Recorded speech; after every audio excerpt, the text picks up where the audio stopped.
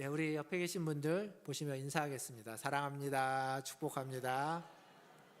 사랑합니다. 축복합니다. 내일 모레가 이제 추석입니다. 추석 당일이죠. 며칠 전에 태민이가 갑자기 8월 15일이 언제냐고 물어보더라고요. 음력 8월 15일이. 그래가지고 음력 8월 15일이 추석이라고, 한가위 추석이라고.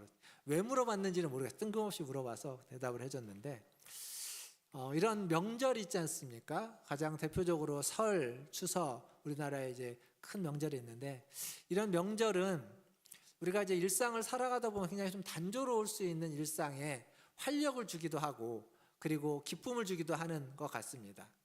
더불어서 이제 개인적으로는 활력과 기쁨이 되지만, 좀 사회적으로는 우리가 한 공동체라는, 한 민족이라는 걸 다시 한번 확인시켜주고, 그런 것들을 다시 재확신시켜주는 그러한 기능도 하는 것 같습니다. 이게 우리나라의 무슨 명절만, 절기만 그런 것이 아니라 성경에 있는 절기들도 마찬가지입니다. 성경에도 여러 절기들이 나오는데 각각의 절기들마다 그들의 가지고 있는 어떤 일상에서의 단조로움을 해소하면서 활력을 불어넣어 주기도 하고, 우리가 한 민족, 한 공동체라는 걸 확인시켜 주기도 하고, 더불어서 성경에 있는 절기는 거기에 한 가지가 더 덧붙여지는데, 그거 뭐냐면 하나님이 함께 하시고 하나님이 행하신 일을 잊지 말아라, 기억해라 라고 하는 기능이 덧붙여집니다. 어쩌면 성경의 절기는 그 마지막 세 번째가 더 중요한 기능인지도 모르겠습니다. 어쨌거나 우리의 선조들, 그리고 성경에 나오는 믿음의 조상들은 굉장히 절기를 통해서 지혜를 가지고 깨달음을 가지고 살아갔던 것 같습니다. 성경에 보면 오늘 우리가 잠언을 읽었는데요, 잠언과 전도서 그리고 욥기가 있는데, 이 잠언, 전도서, 욥기 세 권의 책을 일명 지혜서라고 부릅니다. 지혜서. 그 말은 뭐냐면 여기 안에 지혜가 담겨져 있다, 이런 얘기겠죠. 근데 실제로 보면 욥기는 약간 예외적인 면이 있지만 잠언과 전도서는 마치 격언집 같습니다. 격언집. 좋은 얘기들, 좋은 이야기들을 다 모아놨습니다. 근데 보면 거기에 신앙적인 게 딱 두드러지진 않아요. 그러니까 신앙적인 걸 바탕에 깔고 있긴 하지만 그걸 신앙을 전제로 한 일종의 격언집이라고 할 수 있습니다. 근데 그 격언집을 지혜서라고 부른다는 얘기는 그 격언의 어떤 핵심, 그 격언에서 가장 중요하게 다루고 있는 게 지혜다라는 거죠. 지혜. 오늘은 이 지혜에 대해서 좀 같이 생각해 보려고 합니다. 지혜서에서, 잠언에서 말하는 지혜가 무엇인지, 그리고 그 지혜를 따르는 삶이 어떤 것인지, 오늘 설교 제목처럼 그 지혜를 넘어서는 것은 무엇인지를 좀 같이 생각해 보려고 하는데 잘 따라와 주시기를 바라겠습니다. 자, 오늘 말씀, 읽었던 말씀을 다시 한번 보고 20절과 21절을 한번, 두 절을 같이 한번 읽어보도록 하겠습니다. 잠언 1장 20절입니다. 지혜가 길거리에서 부르며 광장에서 소리를 높이며 시끄러운 길목에서 소리를 지르며 성문 어귀와 성중에서 그 소리를 바라며 이르되. 아멘. 자, 여기 보면 지혜가 길거리에서 부르고 광장에서 소리를 높인다라고 합니다. 지혜가 뭐죠? 우리가 생각하는 지혜는 어떤 이렇게 아주 현명한 것들입니다. 약간 추상적인 거예요. 근데 지금 성경은 지혜가 소리를 지르고 소리를 높인다, 외친다 라고 하면서 지혜를 마치 사람처럼 표현하고 있습니다. 이런 걸 의인화라고 합니다. 의인화. 그러니까 지혜라는 걸 사람으로서 상정해 놓고 사람이 행하는 것처럼 그대로 설명하고 묘사하고 있습니다. 근데 이게 그냥 여기 한 번만 하고 끝나는 게 아니라 잠언 내내 지혜를 그렇게 의인화시켜서 이야기해 줍니다. 그 말은 뭐냐면 지혜라는 걸 설명하고 말해주기 위해서 지혜를 하나의 사람으로서 그 사람과의 관계 속에서 설명해주고 있는 거예요. 결국 뭘 얘기하냐면 지혜가 얼마나 중요한지를 의인화라는 기법을 통해서 우리에게 다시 설명해주고 있습니다. 그러면 지혜가 뭔데 왜 그렇게 중요하다고 이야기하는 걸까? 지혜가 무엇이기에? 지혜는, 결론부터 이야기하면 지혜는 삶의 근본, 삶의 본질에 대한 깨달음을 지혜라고 합니다. 그러니까 지혜가 없다는 것은 삶의 근본과 본질을 모른 채 살아간다라는 이야기이기도 합니다. 그러니까 잠언에서 계속 지혜를 깨달으라고 하면서 지혜에 대해서 얘기를 하는 건 우리가 살아가는 데 있어서 그 근본과 본질이 무엇인지를 알아야 하기 때문에 계속 그 얘기를 하고 있는 거예요. 사랑하는 성도 여러분, 지금 우리는 21세기를 살아가고 있습니다. 2024년을 살아가고 있죠. 2024년을 살아가는 우리가 더 지혜로울까요? 아니면 100년 전, 200년 전에 우리 선조들이 더 지혜로울까요? 이거 단언할 수 없습니다. 제가 이제 이사를 갔지 않습니까? 이사를 가면서 그 구입했던 가전제품 중에 하나가 뭐냐면 김치냉장고입니다. 저희 집에 있던 김치냉장고가 이제 뚜껑형인데 이게 한 20년 가까이 됐는데, 그래서 사가지고 있다가 그걸 가지고 미국을 갔습니다. 미국에서 잘 쓰다가 그걸 가지고 다시 또 한국으로 왔습니다. 그래서 광주에서 쓰다가 서울로 가지고 와서 왔습니다. 이게 이제 중간에 김치냉장고 얼어가지고 이거 바꿔야 되나 했는데 AS 부르니까 안에 있는 그 뒤에 쇠판을 뜯어가지고 컴프레서를 완전히 통째로 갈아주더라고요. 그래가지고 그동안 또 썼습니다. 근데 이제 또 한 몇 달 전부터, 올 초부터 또 얼어가지고 이제 드디어 바꿀 때가 됐다라고 하면서 이제 이번에 바꿨습니다. 바꾸면서 보니까 김치냉장고에 이제 기능들이 많이 있는데 그 기능 중에 뭐가 있냐면 제가 써왔습니다. 김치냉장고에 많은 기능 중에 이게 있습니다. 한겨울 땅속 김치독 해가지고 땅속 냉각 기능 이런 게 있더라고요. 물론 이제 발효과학 기능 이런 것도 옛날부터 있었죠. 근데 제가 어렸을 때 살았던 집에 마당이 조그마한 게 있었는데 그 마당에 저희 할머니가 땅을 파가지고요, 거기다가 장독을 넣어놓고 거기다가 장도 담그고 김치도 해놨던 기억이 있습니다. 그러니까 간장, 고추장 그렇게 해놓고. 근데 그게 저희 할머니가 무슨 새로 만들어낸 기술일까요? 아니겠죠. 옛날부터 어른들이 그렇게 해왔습니다. 그러니까 이게 100년 전, 200년 전에 그렇게 해가지고 보관해서 썼던 거예요. 그 지혜를 우리는 그걸 김치냉장고를 만들면서 그걸 기술을 가지고, 지식을 가지고 기술로 구현해냈을 뿐이지 그 지혜는 이미 선조 때부터 있었던 지혜입니다. 그러니까 우리가 더 개발한 게 아니에요. 우리가 더 지혜롭다고 이야기할 수 없습니다. 제가 예를 든 것이지만 이 외에도 수많은 것들이 과연 21세기를 살아가고 있는 우리가 100년 전, 200년 전, 500년 전, 1000년 전 사람들보다 더 지혜로운가?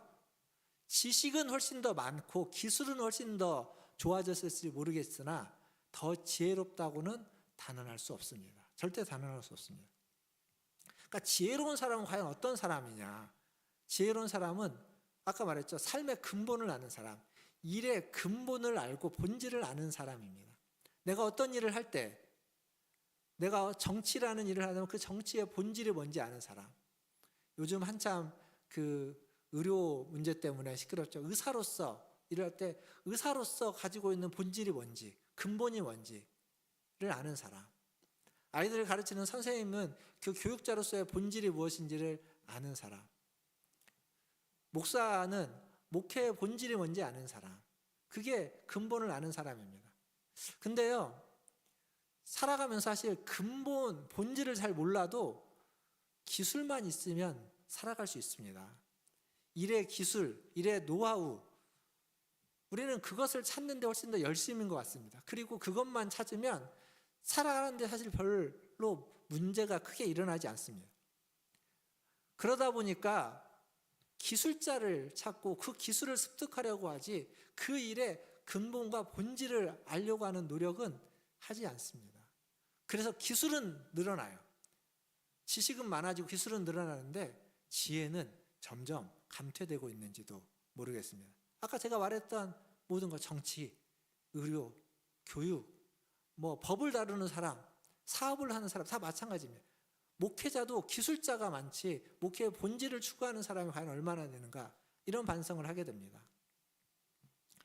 왜 그러면 기술만을 찾을까요? 그것만 있어도 사는데 지장이 없으니까. 얼마든지 살아갈 수 있고 충분히 잘 살 수 있으니까. 거칠게 말하면 기술만 있으면 사는데 필요한, 먹고 사는 거 다 살 수 있고 심지어는 명예도 얻고 존경도 얻을 수 있습니다. 기술이면 충분합니다. 굳이 본질을 알고 근본을 알아야 될 필요가 세상에는 없습니다. 근데 여러분, 우리는 어떨까? 우리도 그렇습니다. 자녀들을 키울 때, 여러분이 자녀들을 키울 때, 그리고 지금 자녀를 키우고 있는, 저도 마찬가지지만 애들에게 공부를 하라고 하고 뭐라고 이렇게 어떻게 지도를 하는데, 과연 지혜로운 아이, 지혜로운 자녀가 되도록 내가 지도를 하고 있는가? 제안을 하고 안내를 하고 있는가? 아니면 그냥 좋은 기술, 좋은 어떤 지식을 쌓게 하고 있는가? 생각해 보면 후자 같습니다. 공부 열심히 해서 좋은 대학 가가지고 좋은 직장 잡고 잘 살게 하고 안전된 삶을 살게 하는 건 기술이면 충분합니다. 그렇게 지혜까지 필요하지 않는 생활입니다. 그게 나쁘다는 얘기는 아닙니다. 그게 어쩌면 지금 이 시대를 살아갈 때 팍팍하고 강팍하고 이런 시대를 살아갈 때는 그렇게 살아가는 것도 이런 시대를 살아가는 지혜일 수 있습니다. 근데 그런 삶이 과연 지혜로운 삶이냐라고 할 때는 지혜로운 삶이라고 이야기하기에는 뭔가 그 본질과 근본 자체가 없는 그냥 약간은 피상적인 삶을 살아가고 있는 것 같습니다. 그러니까 잠언이나 전도서에는 인간의 삶에 대한 얘기가 굉장히 많이 나옵니다. 재물에 대한 얘기도 나오고요, 관계에 대한 얘기도 나오고요, 근면하고 성실해야 되는 것도 나오고, 게으르지 말라고 하는 얘기들, 그리고 남의 것들을 탐하지 말고 도둑질하지 말고 자기의 쓸 것들을 구하라는 이런 아주 삶의 구체적인 얘기들이 나옵니다. 세세하게 나와요. 근데 거기에 하나님이 전면에 등장하지 않습니다. 그 밑바닥에 깔고 있어요. 그럼에도 불구하고 잠언과 전도서에 있는 얘기를 크게 카테고리를 묶어서 딱 해보면 두 개로 양분되는데, 하나는 뭐냐면 하나님을 알고 하나님을 믿고 그리고 하나님의 말씀과 규례를 따라서 살아가는 삶의 양태, 그리고 반대로 그렇지 않은, 하나님을 없이 하나님을 믿지 않고 따르지 않고 그 말씀을 따르지 않고 하나님 없는 자처럼 살아가는 삶의 모습, 이렇게 두 개로 딱 양분될 수 있습니다. 그래서 잠언 전도서는 전자는 복을 받고 후자는 벌을 받는다, 징계를 받는다 라고 딱 정면적으로 이야기해 줍니다. 그러니까 이렇게 사는 삶은 하나님을 알고 믿고 그 말씀과 규례를 따르는 삶을 지혜로운 삶이다라고 이야기하고, 그렇지 않은 삶을, 벌을 받을 수밖에 없는 그런 삶을 어리석은 삶이다, 그렇게 이야기해 줍니다. 이게 잠언 전도서에서 말해주는 이야기입니다. 오늘 우리가 읽었던 본문도 가만히 보면 그 얘기를 합니다. 25절부터 이하에 보면 하나님의 교훈을 멸시하는 인생, 그들의 인생은 재앙을 만나고 근심과 슬픔이 임한다고. 그리고 33절에 가면 뭐라고 되어 있냐면, 우리 마지막 33절 한번 같이 읽어볼까요? 화면을 보시고 여러분이 한번 읽어보겠습니다. 시작.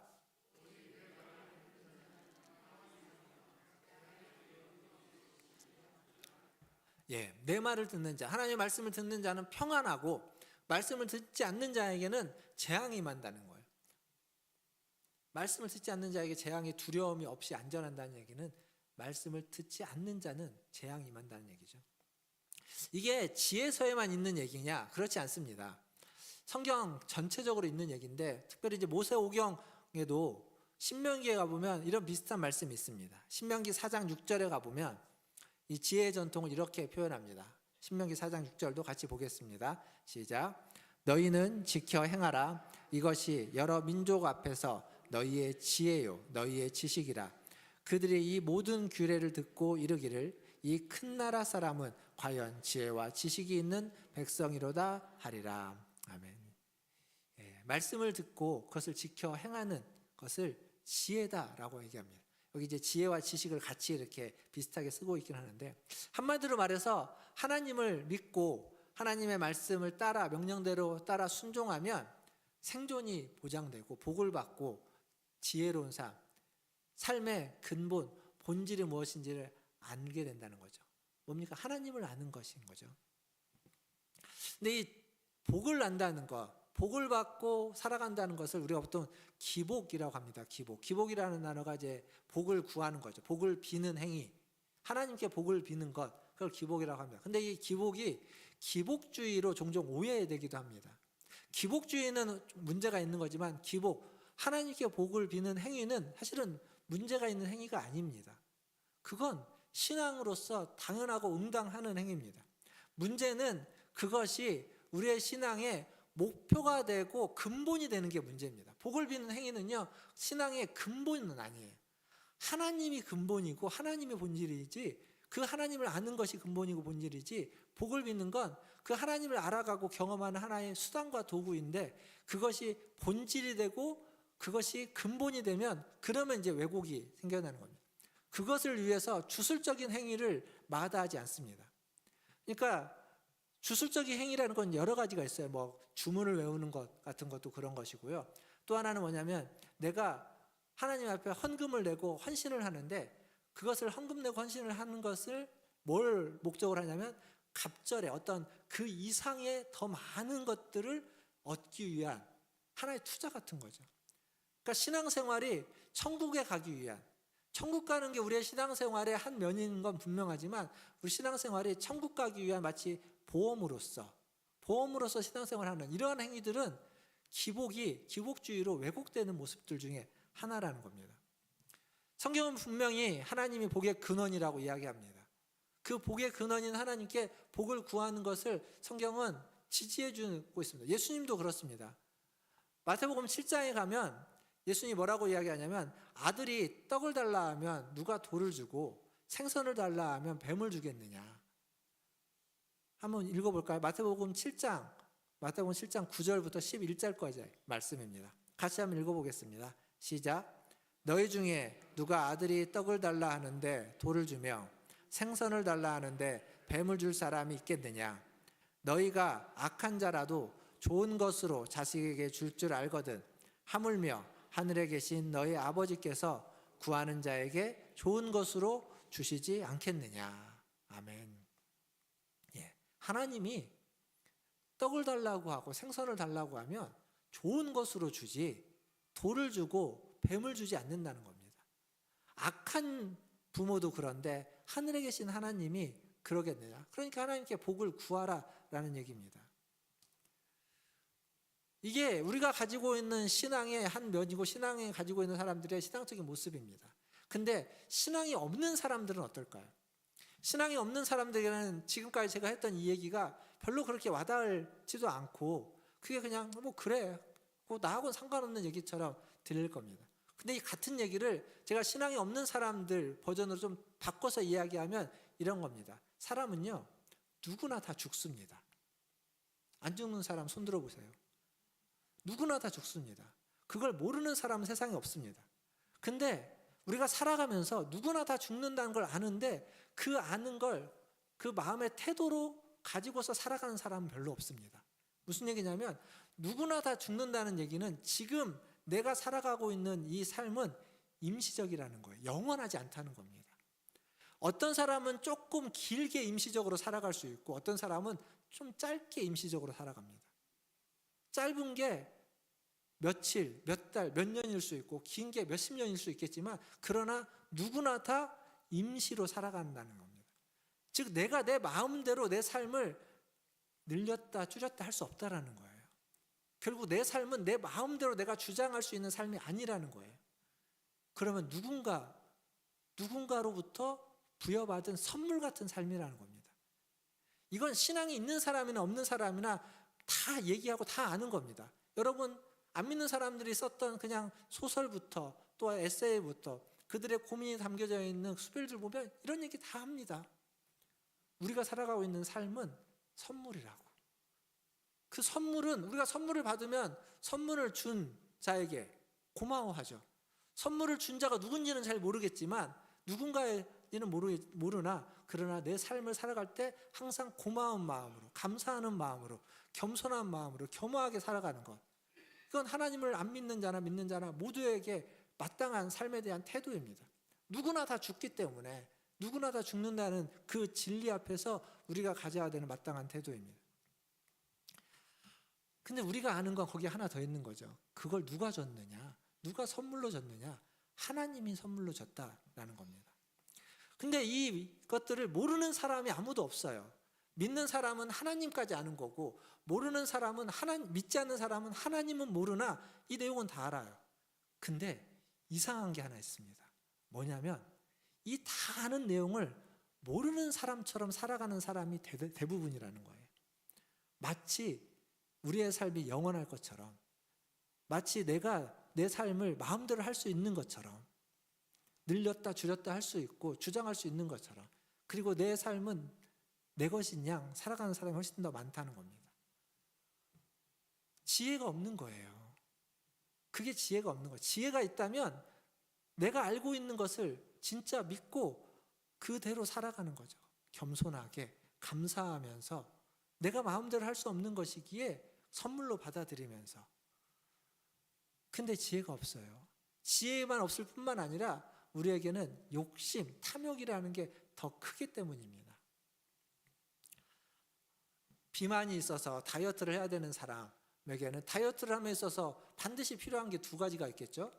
운동을 해야 되고, 그리고 먹는 양을 어느 정도 조절을 해야 됩니다. 뭐 마음껏 먹으면서 운동 안 하면서 이것만 먹으면 살 빠진다, 그런 건 존재하지 않습니다. 그러니까 두 가지 다 해야 돼요. 근데 이게 문제는 운동도 어렵고 이 먹는 걸 줄이는 것도 참 어려운데 의지가 필요하겠죠. 근데 이제 식탐이 있는 사람은 먹는 걸 줄이는 게 더 어렵습니다. 줄여야 되는 게 맞다는 걸 알아요. 그리고 노력을 하지만 그 노력을요, 이 식탐이, 욕심이, 먹고 싶은 마음이 이겨버리는 경우들이 허다합니다. 그래서 살을 못 빼는 경우가 많잖아요. 여러분 다 해보셨잖아요. 우리 다 해봤습니다. 그게 안 돼요. 잘 아는데 몰라서가 아닙니다.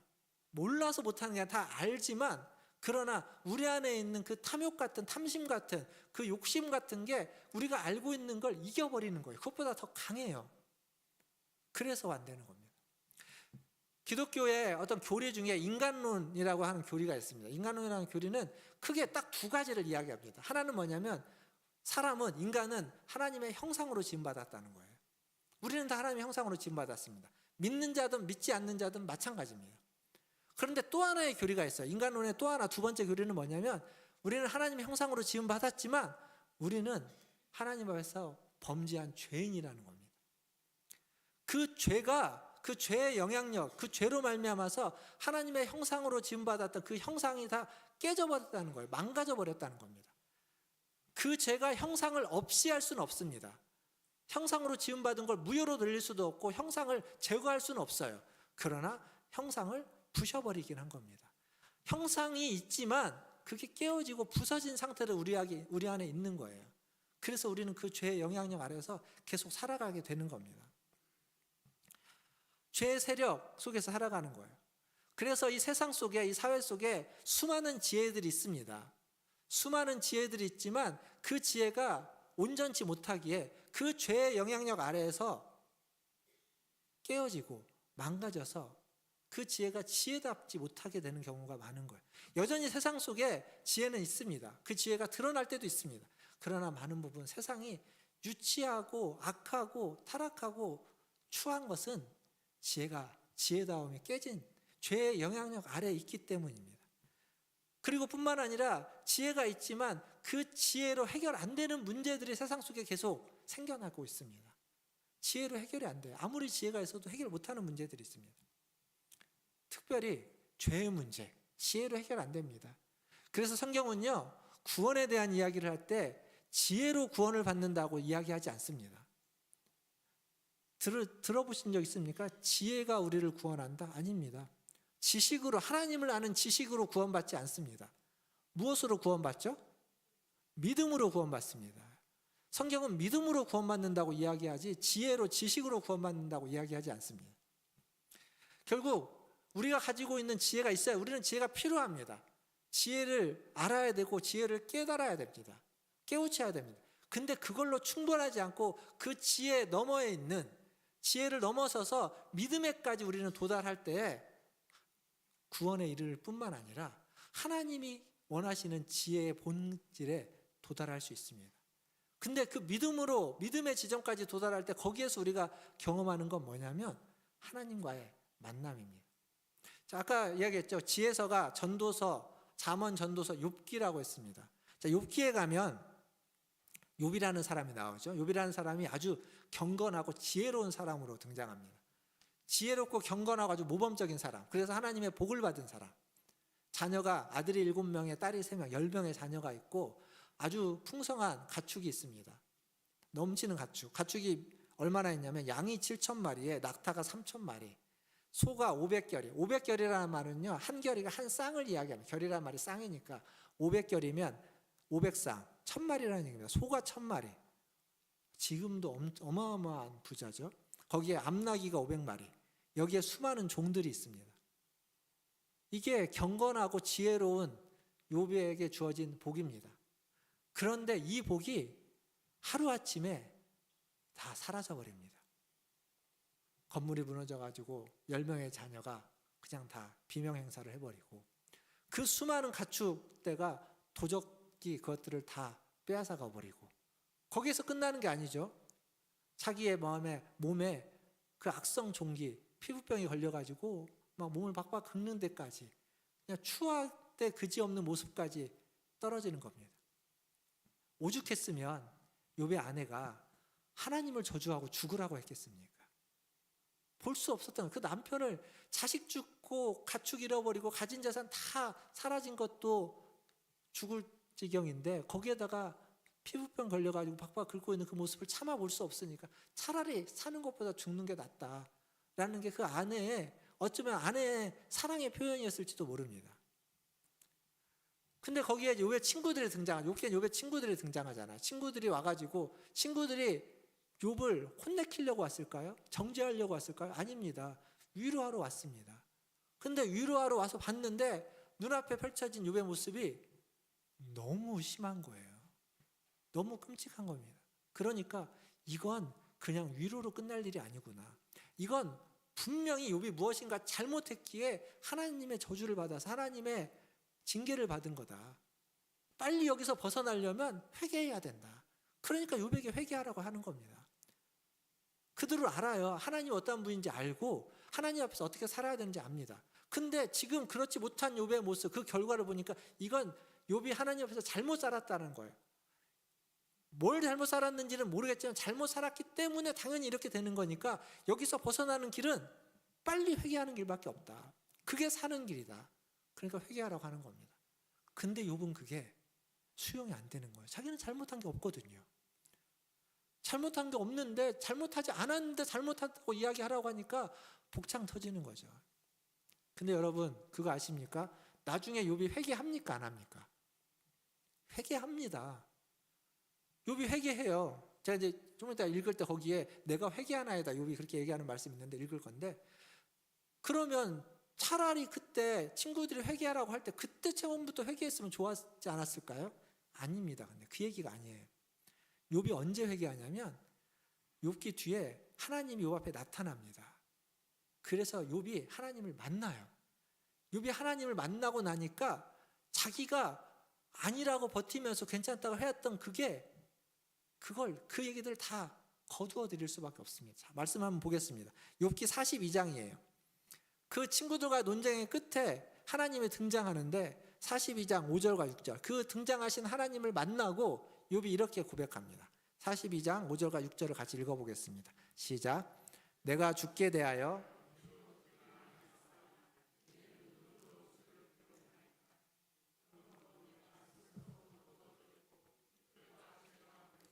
회개하나이다. 회개하잖아요. 앞에서 욥이 하나님 몰랐던 게 아니에요. 근데 내가 예전에는 하나님을 귀로만 들었는데 이제 내 눈으로 하나님을 봅니다. 직접 본다는 거예요. 그렇게 보고 나니, 그렇게 하나님을 딱 만나고 나니까 내가 했던 말들, 그게 좀 강한 표현, 일부 때는 안 썼는데 강한 표현은 쓰레기 같은 거예요. 내가 했던 말들이. 그러니까 그걸 다 6절에 뭐라고 합니까? 다 거두어 드린다고요. 내가 했던 말 다 주워 담는 거예요. 주워 담고 할 수 있는 건 티끌과 재 가운데에서 회개의 말밖에는 할 말이 없다는 겁니다. 진작하면 좋았을 걸. 아닙니다. 여기서 중요한 건 하나님을 대면하고 나니까 내가 했던 말들이 다 무가치하다는 거, 다 거두어 드려야만 한다. 하나님 앞에서, 그 하나님 앞에서 내가 할 수 있는 말은 회개밖에 없다는 것을 절실히 깨닫는 겁니다. 하나님이요, 욥이 왜 재앙을 당했는지, 왜 그런 고난을 당했는지 설명하지 않습니다. 욥도 그 이유를 물어보지 않아요. 찾지 않아요. 왜냐하면 그게 다 아무것도 아닌 거예요. 하나님을 만난다는 건 그겁니다. 사실 제가 오늘 지혜에 대해서 앞에서 얘기했지만 지혜라는 것, 세상의 삶의 어떤 근본과 본질이라는 것, 그것조차도 하나님을 만나면, 하나님을 대면해 보면, 그 앞에 서면 그게 별것 아닌 거예요. 아무것도 아니라는 걸 알게 되는 거죠. 그러니까 세상에서의 어려움과 그런 어떤 힘든 것들이 별것 아니라는 걸 하나님을 만난 자는 알게 되는 겁니다. 하나님의 영광 앞에서 우리의 지혜, 우리의 논리, 우리의 생각들, 우리의 말과 행동들, 판단들이 아무것도 아니라는 거예요. 그걸 다 넘어서 버리는 겁니다. 우리의 논리와 우리의 지혜와 우리의 지식을 넘어서게 되는 겁니다. 사랑하는 성도 여러분, 하나님을 만난다는 것, 하나님을 경험한다는 건 그런 겁니다. 우리의 지식, 우리의 논리, 우리의 지혜를 뛰어넘는 일입니다. 우리에겐 그게 필요합니다.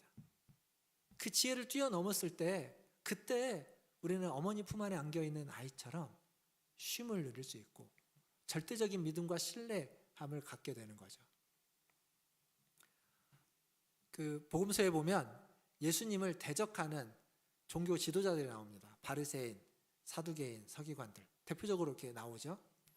이들은요 굉장히 지혜로운 사람입니다. 그 시대에 말씀을 가르치고 말씀대로 살아가고 그 말씀을 실천하기 위해서 애쓰는 그 시대에 존경받는 가장 지혜로운 사람들입니다. 근데 그들의 지혜는 어디에 뿌리를 두고 있냐면 율법에 뿌리를 두고 있습니다. 근데 이 율법이요 지혜를 줄 수도 있지만 그 지혜를 딱 가두어 버립니다. 그래서 자기들이 가지고 있는 것만 지혜입니다. 그러다 보니까 거기에서 벗어나는, 메시아가 왔는데 지혜인, 참 지혜이신 메시아가 왔는데, 참 믿음을 주는 그분이 왔는데 그 믿음을, 그 지혜를 볼 수 있는 눈이 사라진 거예요. 그들이 지혜롭지 않은 게 아닙니다. 우리보다 훨씬 더 지혜롭고 세상의 모든 지혜를 가지고 있는 그들이지만 그 지혜를 넘어서지 못하고, 그들이 가지고 있는 지혜를 넘어서서 하나님을 보고 믿음을 가져야 되는데 그걸 넘어서지 못하니까, 그 지혜에 갇혀버리니까 하나님을 보지 못하는 겁니다. 하나님을 만나지 못한 겁니다. 우리도 그럴 수 있습니다. 아무리 지혜로워도 그 지혜를 넘어서서 하나님을 만나야 되는데, 그래야만 믿음이라는 것들을 가지고서 살아가게 되는데, 그걸 넘어서지 못하면 우리도 우리가 가지고 있는 지혜에 갇혀서 살아가게 되는 겁니다. 절대적이지 않습니다. 우리가 가지고 있는 지혜는 절대적일 수 없습니다. 그러니까 구원은요 사람이 만들어내는, 사람의 지혜로 만들어내는 게 아니에요. 만들어낼 수 없습니다. 아무리 지혜로워도, 아무리 뛰어난 철학자도, 아무리 뛰어난 목회자도 구원을 만들어낼 수 있는 거 아닙니다. 구원은 지혜가 아니라 하나님이 주시는 것이고 하나님을 믿는 믿음에서 오기 때문에 지혜를 뛰어넘어서 하나님을 만나고 그 만남을 통해서 믿음을 갖게 돼야 됩니다. 말씀을 맺겠습니다. 욥이 하나님을 만났을 때, 그 하나님의 창조의 신비를 알게 된 뒤에 친구들과의 그 품었던 그 세 번씩 세 명의 친구들과 9번의 그 갈등의 대화, 그게요 다 아무것도 아니었습니다. 그냥 그 갈등에서 그냥 단숨에 벗어나는 거예요. 하나님 앞에 섰을 때, 그 하나님 만났을 때 우리는 모든 갈등, 모든 문제로부터 벗어나게 됩니다. 마찬가지입니다. 욥이 그랬던 것처럼 우리도 마찬가지입니다. 우리가 하나님의 피조물이라고 하는, 하나님의 자녀라고 하는, 하나님의 백성이라고 하는 사실을 깨달을 때, 그리고 그걸 진정으로 받아들이게 될 때, 그때 우리가 가지고 있는 우리의 지식과 지혜와 논리와 또 어떤 갈등과 문제들, 옳고 그름을 가려야 하던 어떤 시시비비에 대한 것들, 그게요 다 아무것도 아닌 게 됩니다. 그거 굳이 안 가려도 되는 지점은, 우리가 가지고 있는 이 세상에서의 지혜와 지식으로는 가리고 싶어하고 가리는 게 정당해 보이는데, 그리고 그게 나의 억울함을 풀어주는 것 같은데, 근데 하나님을 만나면 그게 아무것도 아닙니다. 안 가려도 돼요.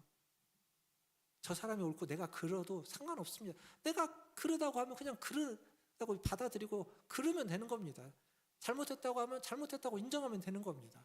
나쁜 놈이라고 하면 난 나쁜 사람이라고 받아들이면 됩니다. 죄송하다고 하면 돼요. 그게 아무것도 아니에요. 근데 하나님을 알지 못하면 그게 용납되지 않아요. 내가 뭔 잘못을 했는데, 내가 뭘 그렇게 나쁜 짓을 했다고. 내가 열심히 살아온 죄밖에 없는데, 열심히 하려고 한 죄밖에 없는데. 사랑하는 성도 여러분, 지혜가 우리를 하나님께로 인도하지 않습니다. 지혜 너머의 믿음이 우리를 하나님께로 인도합니다. 아니, 어쩌면 하나님을 만나야 그 믿음을 얻을 수 있습니다. 그래서 하나님을 만나는 것, 그것만이 우리가 가져야 되는 신앙의 최종적인 목표이고 목적이고 마지막 우리가 추구해야만 하는 겁니다. 하나님을 만나는 것, 하나님을 경험하는 것. 우리도, 우리의 자녀들도, 우리의 어르신들도, 그리고 우리의 뒤에 나오는 다음 세대도 마찬가지입니다. 사실 어찌 보면 이 세상을 지혜만 가지고 세상을 지혜롭게 사는 것만으로도 잘 사는 거라고 할 수 있습니다. 그러나 그렇게만 살아서는 믿음을 가질 수가 없습니다. 하나님을 만날 수 없습니다. 하나님의 나라에 갈 수가 없습니다. 하나님의 나라에 가려면 세상에서 지혜롭게만 사는 것이 아니라 하나님을 만나고, 하나님을 만남으로 하나님이 주시는 믿음을 가지고 그 믿음의 지혜를 가지고 살아갈 때 세상에서도 지혜롭고 믿음으로 살아가고, 그래서 하나님의 나라에까지 갈 수 있게 되는 겁니다. 지금 우리가 살고 있는 그 자리에서 한 걸음 더 나아가야 되는 겁니다. 지혜를 넘어서서 한 걸음 더 믿음으로 나아가는. 사랑하는 성도 여러분, 지혜를 넘어서서 믿음의 자리로 한 걸음 더 내딛는 그러한 용기 있는 발걸음을 내딛으시기를 주님의 이름으로 축원드립니다. 그리고 여러분의 그 발걸음을 통해서 이제 추석 때 여러 사람들 만나고 친척도 만나고 오랜만에 친구들을 만나면 그들에게 여러분이 살아왔던 지혜를 이야기하고 지혜를 나누기도 하지만 지혜를 넘어서서 내딛었던 그 한 걸음, 믿음의 한 걸음에 대해서 이야기하고 나누고, 그래서 믿지 않는 친구들이 있다면, 친척들이 있다면, 또 믿음의 식구들이 있다면 그들에게 그 지혜 넘어서서 있는 그 한 걸음에 대한 은혜를 함께 나누는 그런 풍성한 그러한 연휴 기간, 추석 명절이 되면 더 얼마나 좋겠습니까? 새롭게 만나는 사람들, 오랜만에 만나는 사람들에게 그렇게 하나님이 주시는 지혜와 그리고 믿음과 그리고 그것을 그 속에서 만나는 하나님으로 인하여 기쁨과 감사가, 평안함이 넘치는 그러한 삶을 살아가시는 그러한 연휴 기간이 되시는, 그리고 나서 이제 이렇게 성도들 다 되시기를 주님의 이름으로 축원드립니다. 기도하겠습니다.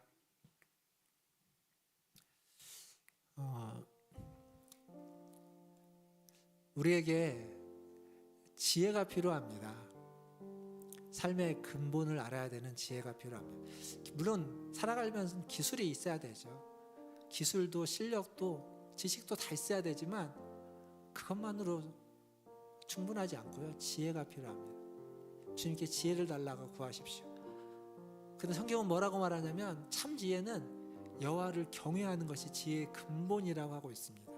다른 말로 바꾸면 하나님을 만나서 믿음을 가질 때, 하나님을 만나서 믿음이 생겼을 때, 그때 우리는 참 지혜의 근본을 얻게 된다라는 겁니다. 우리 시간 기도할 때 하나님, 여호와를 경외하는 것이 지혜의 근본이라고 하셨습니다. 하나님을 만나서 하나님을 경외해서 믿음을 갖게 하여 주시옵소서. 그리고 지혜를 갖게 하여 주시옵소서. 그 지혜로 그 믿음으로 살아가게 하여 주시옵소서. 같이 기도하겠습니다. 하나님 아버지, 이 시간 하나님의 은혜를 구합니다.